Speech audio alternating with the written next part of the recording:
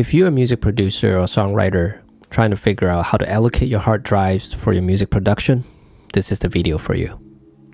Hi, I'm Joshua Lerm. Today I'm going to talk about my setup for my hard drives, my DAW, and my samples, and much more.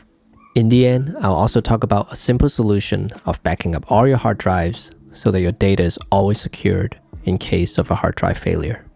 If you only use one hard drive for everything in your music production, you will hit the bottleneck very quickly. As your session get bigger and you add more tracks, the performance is going to be reduced and you start hearing clicking sound and the session might start choking. So to combat this, it's good to have a separate hard drive for each purpose in your music production. There are three types of drives in music production.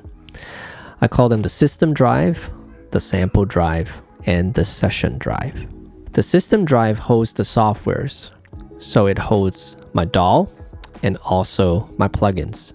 I use the internal drive of my Mac as my system drive. The good thing about that is that wherever I go, I can always open the sessions and the plugins, so I can use them anytime on the road. Note that for sample libraries, oftentimes there is the plugin component, which I would install into the system drive, and then there are the samples, which I would install in the sample drive. Now my sample drive is going to hold all my sample libraries for my VSTs, as well as any samples that I download. For example, samples from Splice, any drum samples, loops, everything. I have those in my sample drive. I use an external SSD drive for this. The one I use is the Samsung SSD drives. I highly recommend those. They are very quick, very small. The transfer speed is amazing, and it's great for holding your samples. SSD stands for solid state drives, and they're usually faster, but a bit more expensive than HDDs. HDDs, which stand for hard disk drives, they are cheaper for a bigger capacity, but they're slower. So for samples, I think using an SSD is great because some samples require you to have a very fast transfer speed, and just like loading up the instruments. I remember when I first changed to an SSD, loading up the samples was a lot faster compared to like 10 minutes for an HDD, maybe 1 minute I could load it up using an SSD. So it definitely saves you time. Having it on an external drive that's small like the Samsung SSDs, you can carry it around, go to sessions and plug it in and off you go. The last one is the session drive. This is where I hold all my session files. So when I record tracks, they go into the session drive and I export all these audio files. They're all in the session drives. For the session drive, I recommend either a high-speed HDD drive or an SSD drive. Some people will recommend an SSD, which I think is great. I personally, right now, I use an HDD drive for it. I use the LaCie D2. It's fast enough for me, and it's a little bit cheaper than an SSD drive. If you compare the same capacity, it has worked great for me, so I has been using that. But I know a lot of people that use SSD drives for their session drive, and those works too. So use whichever works for your budget. For the session drive, I do not recommend using a bus-powered HDD for it. That's usually because for a bus-powered HDD, the RPM is usually lower. I would recommend at least 7,200 RPM for your HDD in order to use it for the session drive. Anything lower than that, and it might become a bottleneck for your productions. So I store all the session files from my DAW and all the audio files into the session drive. On to the backup solution. What I use is very simple. I use one local backup and one cloud backup.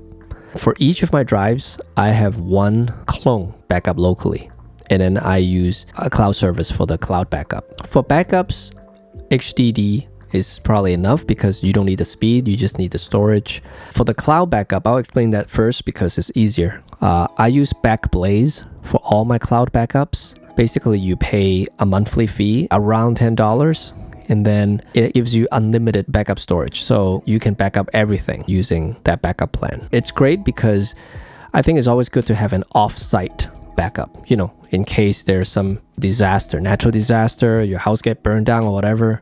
You know that your files are all safe in another place. So I think it's important to have a remote backup. Backblaze is great for it, so definitely check it out. Okay, and then I'm going to explain the local backup. What I do is I always have one clone for each of my drives. The clone that I use is the same size as my drive, so that makes it easier. I always do a one-to-one clone. I'll explain the system drive first. That's a little bit more complicated. The system drive, for sure, you can use all sorts of softwares to do a clone of all the files. But one thing a step further that you can do is create what is called the bootable clone backup. It's very useful because if my internal drive fails, it can boot up your computer. For example, for a Mac, if your hard drive fails, you might have to bring it to Apple to fix it. But before you do that, if you have a bootable backup on your system drive, you can actually plug that into your Mac, and your Mac can actually boot it using that bootable backup. That way, if you're trying to meet deadlines, you can still work. It's not as fast as an internal drive, but at least you can still copy files. If you have additional things you need to do with your computer, you can do all that before you send it off to Apple to fix it. So that's really a lifesaver. A software that does this is called SuperDuper. It's a very good software. You can create a bootable backup for your system drives, and it also do the regular clone backup. So I use it for most of my backup solutions. So my sample drive, very simple, because in that case, you don't need a bootable backup. I just use a local clone backup. So let's say I have a 4 TB hard drive.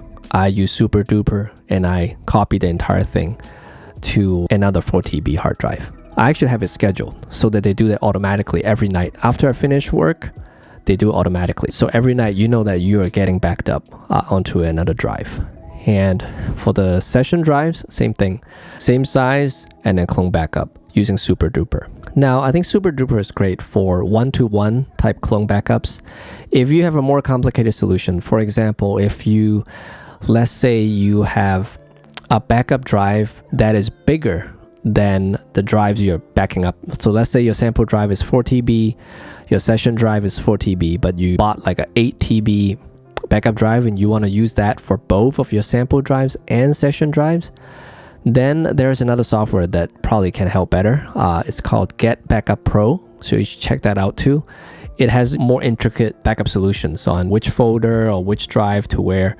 So it's a great software if you need more than just a solution for one-to-one. And as mentioned, Backblaze backs up everything. So I use Backblaze to back up the actual drives, and if you have time, you can actually use it to back up your backups, your local backups too. So you basically have everything in the cloud as well. So that's my setup. Pretty short and sweet, and hopefully that's helpful.